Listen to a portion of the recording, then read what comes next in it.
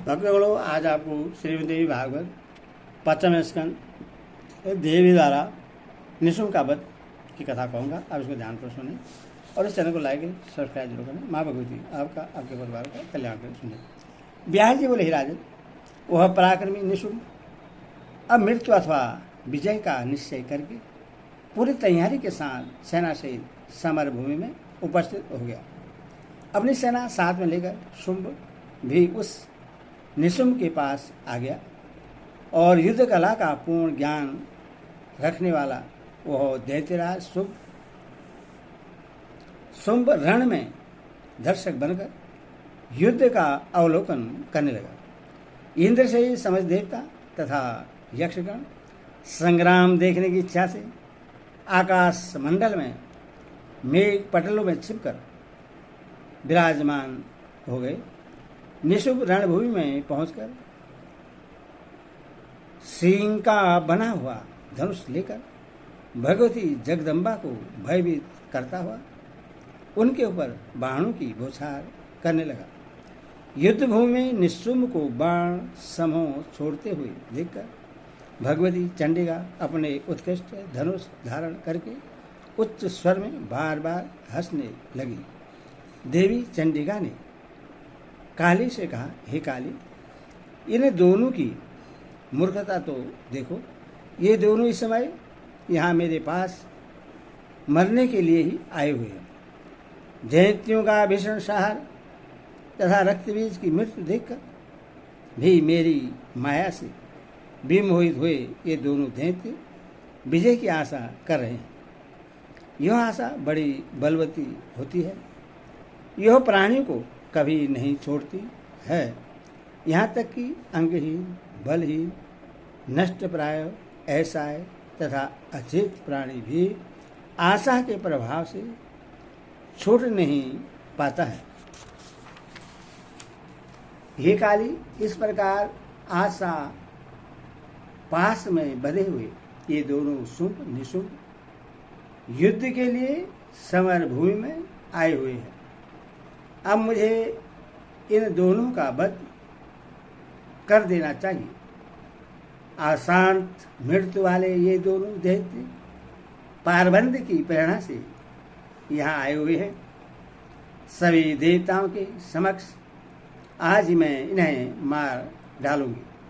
व्यास जी बोले, भगवती चंडिका ने कालिका से ऐसा कहकर कान तक खींचकर छोड़े गए बाण समूह से अपने समक्ष खड़े निशुम्भ को शीघ्र ही आच्छादित कर दिया। दैत्य निशुम्भ ने भी उन चंडिका के बाणों को अपने तीक्ष्ण बाणों से काट डाला।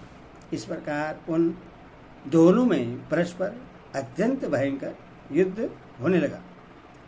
देवी का सिंह भी अपने गर्दन के बालों को झाड़ता हुआ दैत्यों के सेना रूपी समुद्र को उसी प्रकार मथने लगा जैसे कोई बलवान हाथी तालाब को मथ रहा हो। जिस प्रकार कोई सिंह मत वाले हाथियों के अंग प्रत्यंग चीर कर खा डालता है, उसी प्रकार भगवती का वह सिंह अपने समक्ष स्थित दानवों को अपने नखों तथा दांतों के प्रहार से फाड़कर खाने लगा। भगवती के उस सिंह द्वारा दानवी सेना का इस प्रकार सहार होते देखकर निशुम्भ अपना श्रेष्ठ धनुष चढ़ाकर सिंह के पीछे दौड़ा। उसी समय कोप के कारण लाल नेत्र वाले अन्य बहु से प्रधान दानव भी दांतों से अपनी जीभ चबाते हुए भगवती को मारने के लिए उन पर टूट पड़े। उसी अवसर पर कुपित होकर शुंभ भी कालिका पर प्रहार करके भगवती अंबिका को पकड़ने के लिए अपनी सेना के साथ बड़े वेग से वहां आ पहुंचा। वहां आकर उसने जगदम्बिका को युद्ध भूमि में अपने सामने खड़ी देखा, जो परम सुंदरी, श्रृंगार रस से परिपूर्ण तथा रुद्र रस से भरी हुई थी। स्वभाव लाल नेत्र वाली, किंतु उस समय कोप के कारण अतिरिक्त नयन वाली, तीनों लोगों में परम सुंदरी तथा विशाल नेत्र प्रांत वाली उन मनोहर भगवती को देखकर विजय की आशा तथा विवाह की अभिलाषा का दूर से ही परित्याग करके वह दानव अब अपने मरण का निश्चय कर हाथ में धनुष लिए हुए खड़ा ही रह गया। तब भगवती ने युद्ध स्थल में उपस्थित उन सभी दानवों को सुनाते हुए मुस्कुराकर उस दैत्य से यह वचन कहा, हे नीच दानव, यदि तुम सब जीवित रहने की इच्छा रखते हो तो अपने आयुध यहीं छोड़कर पाताल लोक या समुद्र में चले जाओ, अथवा तुम लोग समरांगण में मेरे बाणों के प्रहार से निष्प्राण होकर स्वर्ग में सुख प्राप्त कर वहाँ निर्भय होकर विहार करो। कायरता तथा पराक्रम दोनों का एक साथ रह पाना संभव नहीं है। मैं तुम सबको अभयदान देती हूँ, तुम सब सुखपूर्वक चले जाओ। व्यास जी बोले, उन भगवती का वचन सुनकर मंदोमत निशुंभ तीक्ष्ण खंडक तथा अष्टचंद्र नामक ढाल लेकर बड़े वेग से दौड़ा और उसने बलपूर्वक अपने खंडक से मत वाले सिंह के मस्तक पर प्रहार किया। तत्पश्चात उसने तलवार घुमाकर जगदम्बा पर भी प्रहार किया। तब भगवती ने अपनी गदा से उसकी तलवार के प्रहार को रोककर अपने परशु से उसके बाहुमूल्य कंधे पर आघात किया। अपने कंधे पर खंडक से प्रहार होने पर भी उस अभिमानी अहंकारी निशुम्भ ने उस आघात की भेद न सहकर भगवती चंडिका पर पुनः प्रहार किया। तत्पश्चात भगवती चंडिका ने भी प्राणियों को भयभीत कर देने वाली भीषण घंटा ध्वनि की और निशुंभ को मारने की इच्छा प्रकट करती हुई उन्होंने बार बार मधुपान किया। इस प्रकार एक दूसरे को जीतने की प्रबल इच्छा वाले देवताओं तथा दानवों में परस्पर अत्यंत भयंकर युद्ध आरंभ हो गया। मांसाहारी कुरुपक्षी, कुत्ते, सियार, गीद, कंग तथा कौवे आदि प्रश्न होकर नृत्य करने लगे। उस समय बहुत से गिरे हुए दैत्यों के रक्त बहते हुए शरीरों से तथा हाथियों और घोड़ों के देह से फटी हुई वह रणभूमि अत्यधिक भयानक प्रतीत हो रही थी। भूमि पर गिरे हुए दानवों को देखकर निशुंभ अत्यंत कुपित हो उठा और एक भयंकर गदा लेकर शीघ्रतापूर्वक भगवती के समक्ष पहुंच गया। अभिमान में चूर उस निशुंभ ने सिंह के मस्तक पर गदा से प्रहार किया। तत्पश्चात उसने मुस्कुराकर पुनः देवी पर प्रहार करके उन्हें चोट पहुंचाई। इससे वे भगवती भी अत्यंत कुपित हो गई और समक्ष स्थित होकर प्रहार कर रहे उस निशुंभ को देखकर कहने लगी। देवी बोली, हे मंदबुद्धि, मैं तलवार चला रही हूं, तुम तब तक के लिए ठहर जाओ जब तक मेरी यह तलवार तुम्हारी गर्दन तक नहीं पहुंच जाती। इसके बाद तुम यमपुरी निश्चय ही पहुंच जाओगे। व्यास जी बोले, ऐसा कहकर भगवती चंडिका ने एकाग्रचित होकर बड़े शीघ्रता से अपने कृपाण से उस निशुंभ का मस्तक काट दिया। इस प्रकार भगवती के द्वारा सिर कटा हुआ अत्यंत विकराल व धड़ हाथ में गदा धारण की देवगणों को भयभीत करता हुआ इधर उधर घूमने लगा। तत्पश्चात भगवती ने तीक्ष्ण बाणों से उसके दोनों हाथ तथा पैर भी काट दिए। इसके बाद पर्वत के समान शरीर वाला वह पापी दैत्य प्राणहीन होकर धरती पर गिर पड़ा। प्रचंड पराक्रम वाले उस निशुंभ दैत्य के गिर जाने पर भय से कंपित दानव सेना में महान हाहाकार मच गया। रक्त से लथपथ समस्त दानव सैनिक अपने अपने सभी आयुध फेंककर चीख पुकार करते हुए राजभवन की ओर भाग गए। शत्रु के सहार की शक्ति रखने वाले शुंभ ने वहां आए हुए उन सैनिकों को देखकर उनसे पूछा, निशुंभ कहाँ हैं और घायल होकर तुम सब युद्ध भूमि से भाग क्यों आए? दानवराज शुंभ का वह वचन सुनकर उन सैनिकों ने अति विनम्रतापूर्वक कहा, हे राजन, आपके भाई निशुंभ मृत होकर रणभूमि में सोए पड़े हैं। उस स्त्री ने आपके अनुज निशुंभ के जो भी अनुचर दानव वीर थे उन्हें मार डाला। यही सब समाचार आपको बताने के लिए हम यहाँ आए हुए हैं। उस चंडिका ने इसी समय युद्ध भूमि में निशुंभ का सार किया है। अतएव हे राजन, उसके साथ समरभूमि में आपके लिए आज युद्ध करने का उचित अवसर नहीं है।